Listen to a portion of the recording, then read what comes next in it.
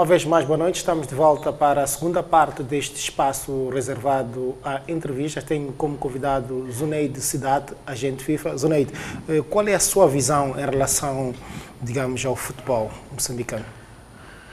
Bem, eu sinto que a minha opinião é pública. Eu sinto que os treinadores estrangeiros têm vindo a dar outro tipo de noções táticas, outro nível de trabalho.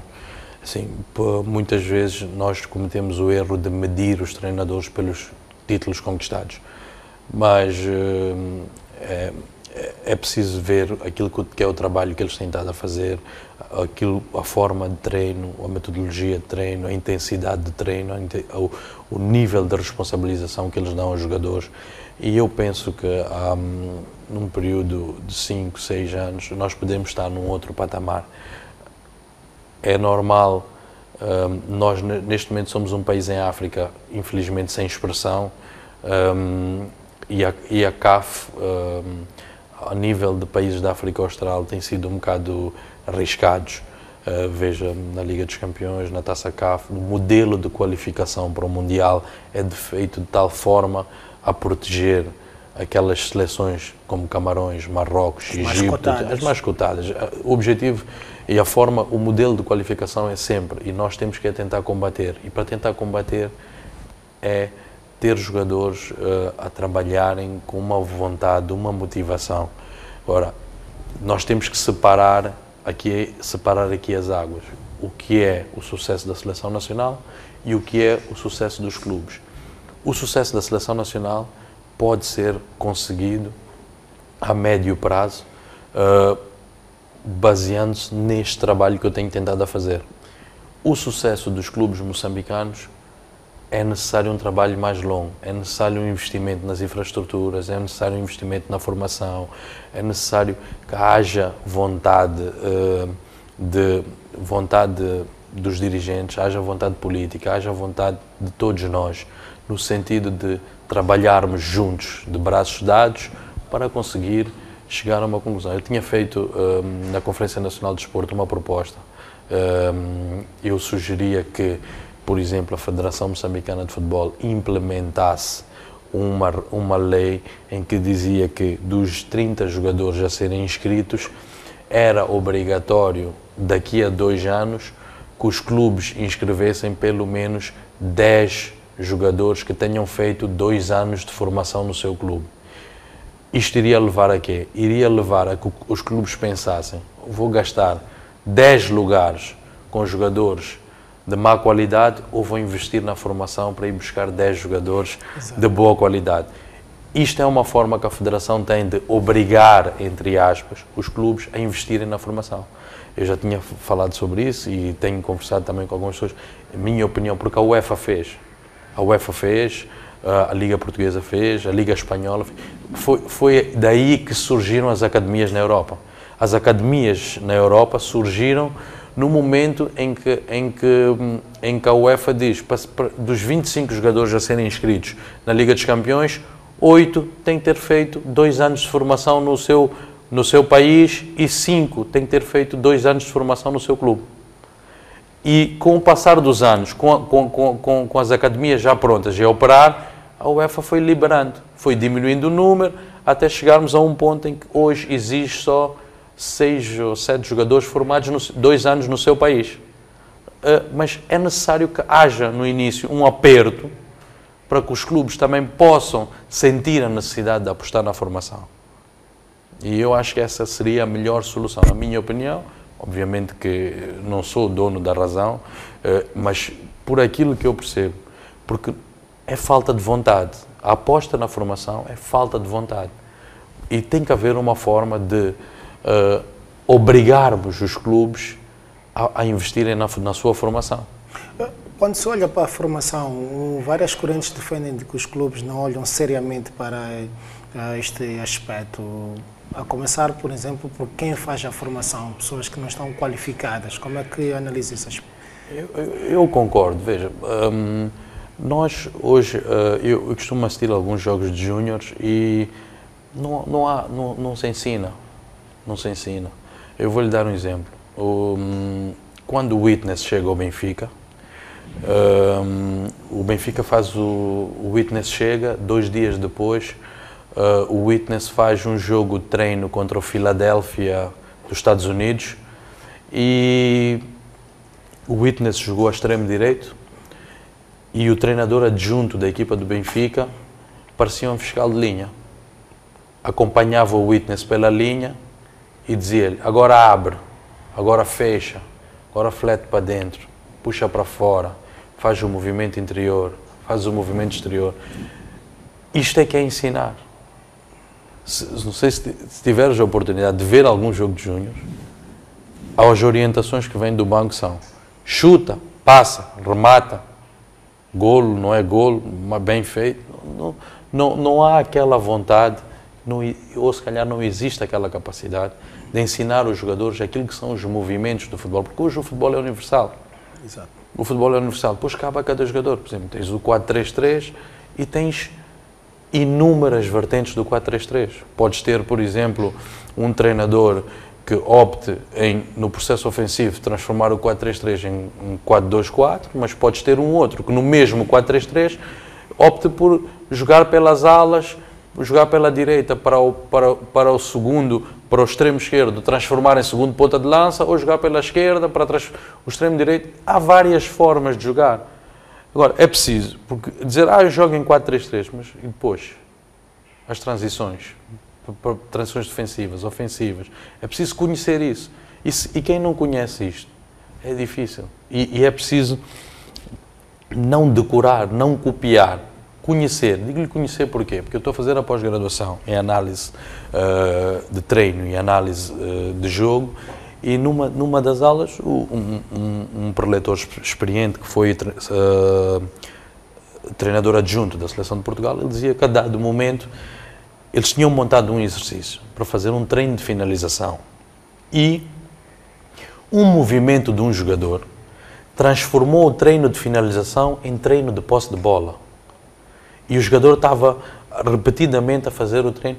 E ele, no momento, ele pretendia treinar a finalização, teve que tirar o exercício, montar um outro exercício de finalização para poder treinar a finalização, senão estaria ali a treinar a posse de bola. Então, é preciso haver conhecimento, haver investigação, e não é vergonha investigar. O Diego Simeone, quando assinou para o Atlético de Madrid, ele foi a uma livraria comprar 20 livros sobre futebol. 20 livros sobre ataque. Estamos a falar de Diego Simeone. E os nossos treinadores não podem ter vergonha de querer aprender. Os nossos jogadores não podem ter vergonha de querer aprender. Ainda hoje, tu dizes, ok, nós treinamos 1 hora, 2 horas.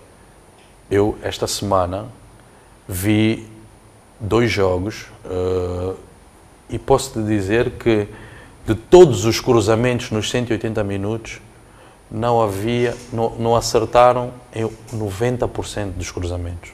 Está a falar de jogos Costa do Sol, Machaquén e Liga Desportiva, Liga Desportiva. Exato. 90% dos cruzamentos foram mal feitos.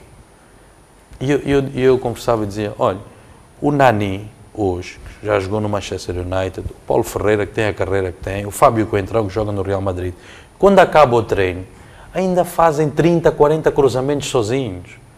Porque o ser humano é um animal de rotinas. E tem que haver esta vontade. Um jogador tem que fazer aquilo que é dele. E o Nani dizia, ele faz 45 minutos e em Old Trafford, a caminho do túnel, que atravessas o campo, está o Ferguson no ombro dele a dizer, sabes quantos cruzamentos acertaste e quantos erraste em 45 minutos? Acabou o treino, ele tem que fazer os cruzamentos para poder aperfeiçoar, porque nós somos animais de rotinas. E se nós não criarmos essas rotinas... Olha, eu dou-lhe um exemplo concreto. O Witness.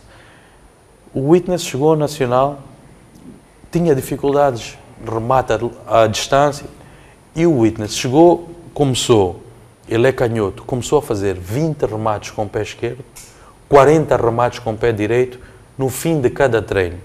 Passado 15 dias, ele faz um golo do meio campo ao Setúbal, nos Júniores, e passado 2 semanas faz um golo de fora da área ao Moreirense. Mas isto é treino. Isto é treino. É preciso treinar, é preciso treinar.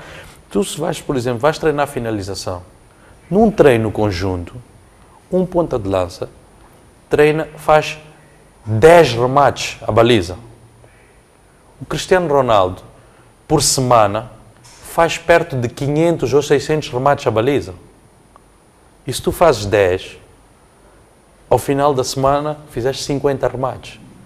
Ou seja, nós fazemos 50 e o Cristiano faz 500. O Messi faz 500. O Robben faz 600 cruzamentos por semana, sozinho. Nós fazemos quantos? Isto tudo é trabalho. Sem trabalho, o talento não é tudo. O jogador tem talento, ajuda. Mas é preciso haver profissionalismo, é preciso haver trabalho. E os treinadores não podem ter medo de exigir isso. Sente que se está a descurar esta componente de formação, tanto ao nível dos treinadores, ao nível também dos próprios dirigentes?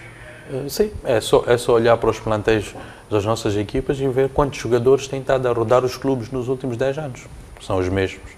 Parece 1, 2, 3 no máximo. Como é que olhas para este processo de contratação de jogadores estrangeiros para o campeonato nacional? Ou esta contratação de estrangeiros pelas equipas moçambicanas vem dar qualidade ou não ao Moçambola? Assim, todo jogador de qualidade é importante para o nosso futebol, seja ele moçambicano ou estrangeiro. É muito importante que vai melhorar quem estiver à volta. Eu sinto que temos que aproveitar. Temos de contratar estrangeiros por contratar, temos de contratar estrangeiros com qualidade, que venham melhorar aquilo que está à sua volta. Mas olhando para os últimos anos, sente que depois de um jogador como o Sadomba, conseguimos de facto trazer atletas que fazem a diferença, que mostram o seu perfume, que espalham o seu futebol? Sim, por exemplo, se tu olhares o Chimango, é um jogador com uma qualidade tremenda, é um jogador que vem ajudar. O Liberty é um jogador que ajuda e é um jogador muito útil à equipa e trabalha. O seu profissionalismo, eu sinto que são jogadores válidos. O Joan, o Eusébio, são jogadores que trazem uma qualidade. Obviamente que ninguém é perfeito, vai acertar todos. Há outros que estão a fazer número. Zuneida, aproveitando também aqui para falar do Joan, o que é que falhou para que o Joan, digamos, não pudesse ter outro destino? Refere-se à primeira proposta, a ida ao Porto, ou a segunda, que ele foi ao Passos Ferreira? Eu falo das duas. A segunda não teve nada a ver, mas relativamente à primeira que teve a sua A primeira, o Futebol Clube Porto fez uma proposta, o Chibuto fez uma contraproposta para libertar o jogador em dezembro.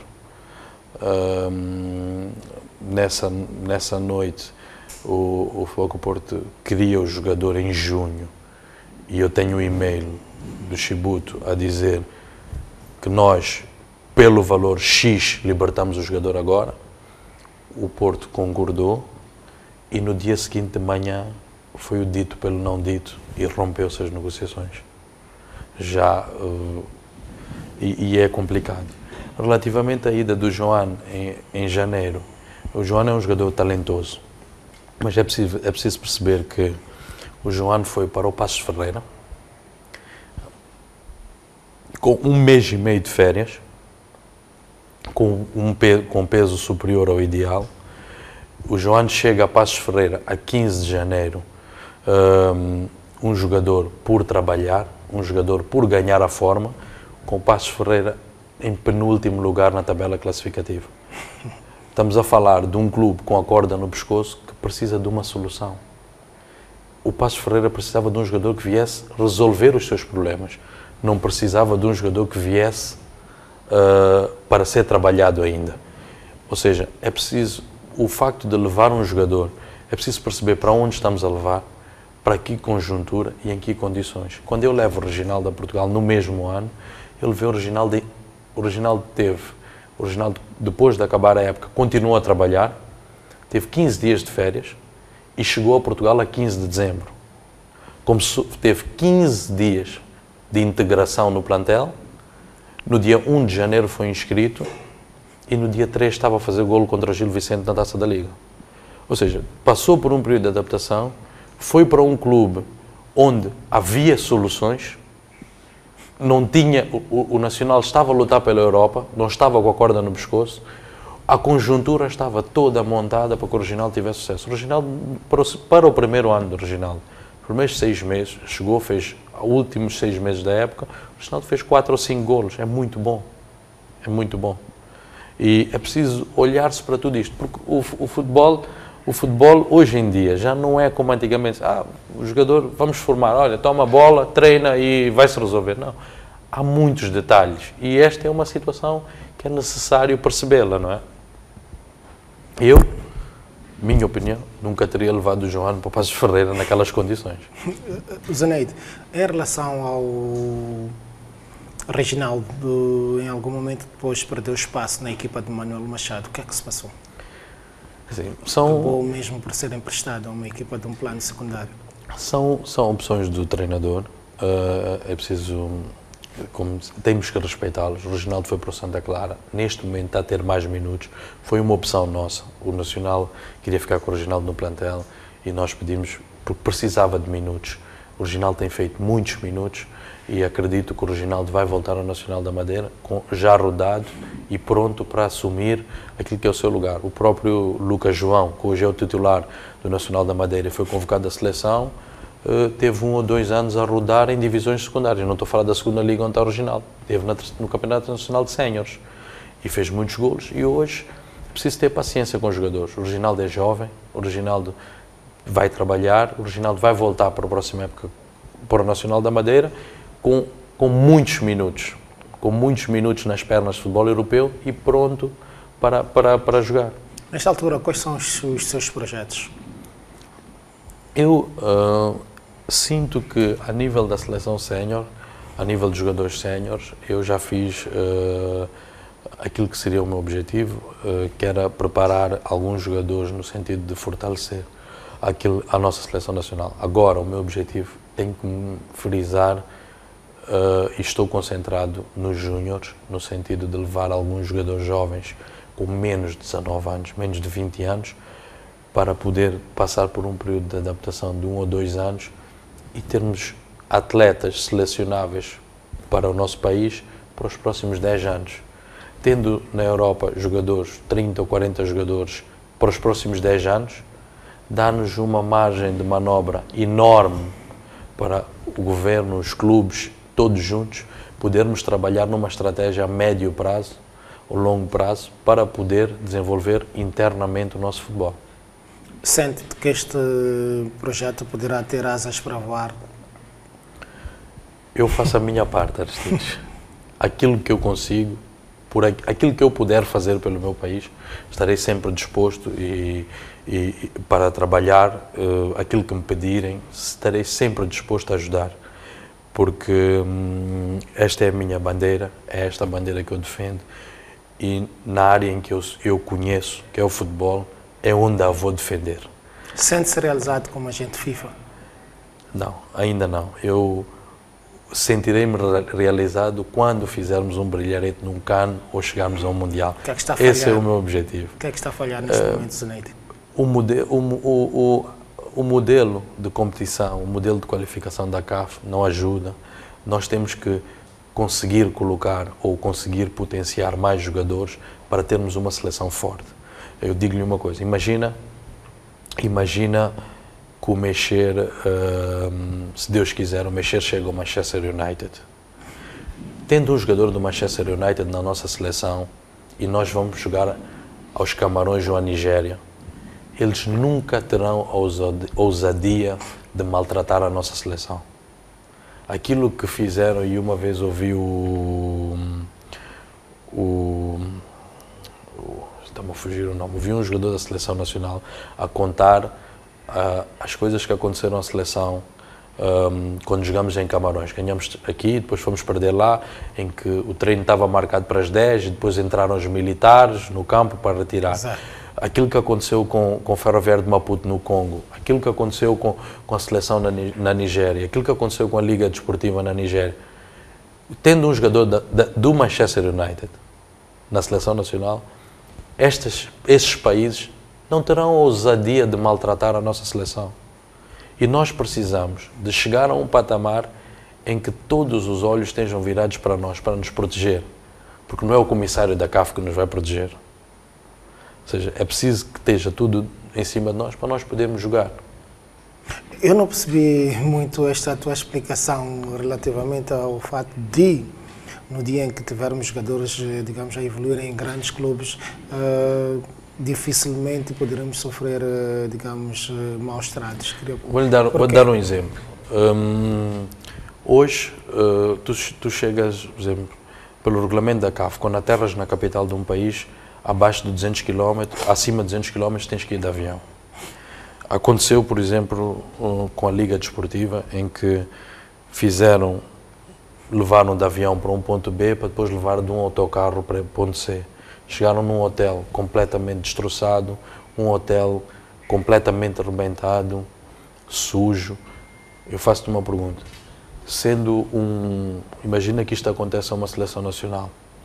Sendo um jogador do Nacional da Madeira, a pegar numa daquelas fotografias e pôr no Facebook a dizer este é o tratamento que estão-nos a dar, é completamente diferente de ser um jogador do Manchester United. Sendo um jogador do Manchester United, a repercussão é tão grande, que eles não terão a coragem de nos fazer isso. Não terão a coragem de fazer o que fizeram a nossa seleção na Costa do Marfim, não terão a coragem de fazer o que fizeram a nossa seleção na Nigéria. Os tratamentos que os jogadores são alvo, o que nos fizeram em Marrocos, os adeptos, nós éramos 25 adeptos, o que fizeram-nos naquele dia, eles não têm a coragem de fazer isso a uma seleção em que tenha jogadores de renome. Por exemplo, a Costa do Marfim nunca é maltratada porque basta o Drogba pegar numa fotografia e publicá-la para queimar a imagem de um país. E aí, com toda a proteção que a CAF tenha para esse país, eles não têm, ficam de mãos atadas. Tem que punir. Tem que punir. Percebes? Por isso é que eu digo, é muito importante conseguirmos atingir um patamar de respeito. Um patamar em que eles olhem para um jogador e digam, sim, tenham medo que ele diga alguma coisa. Uma última palavra, Zuneide. Ficou claramente muita coisa por questionar, mas gostava que desses aqui explanar se em algum momento terei omitido alguma questão.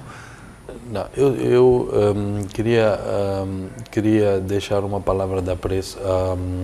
Esta semana tive a felicidade de ver 2 jogos e, como sabes, eu tenho estado agora a viver em Portugal. Gostei muito de ver a moldura humana no sábado, gostei muito de ver a moldura humana no domingo. Eu quero pedir aos adeptos que vão aos campos ver os jogos, que possam apoiar os nossos jogadores, que sejam o primeiro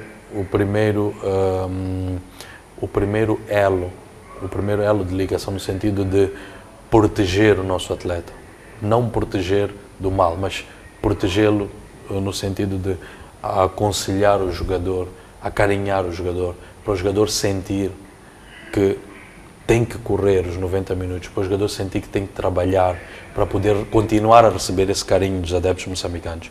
Porque, por aquilo que eu tenho acompanhado, por aquilo que eu tenho falado com alguns jogadores, o que motiva o Mexer, o que motiva o Zainadine, o que motiva o Witness, o que motiva o Reginaldo, é sentir que vão conseguir ter o respeito dos adeptos moçambicanos. Eu vou-lhe fazer uma confissão. Houve uma proposta para o Witness jogar pela seleção de Portugal. E o Witness dizia, eu vou jogar pela seleção de Moçambique, pois é o meu povo e é este que eu quero agradar. Eu sonho um dia estar no Zimpeto e pôr o povo moçambicano feliz por estarmos numa competição ou irmos a um CAN e alegrar aquilo que é os 23 milhões de moçambicanos. É isto que os jogadores precisam, é este carinho. Os jogadores precisam de sentir que o povo moçambicano está com eles, porque não é fácil estarem a jogar fora do país. É muito difícil.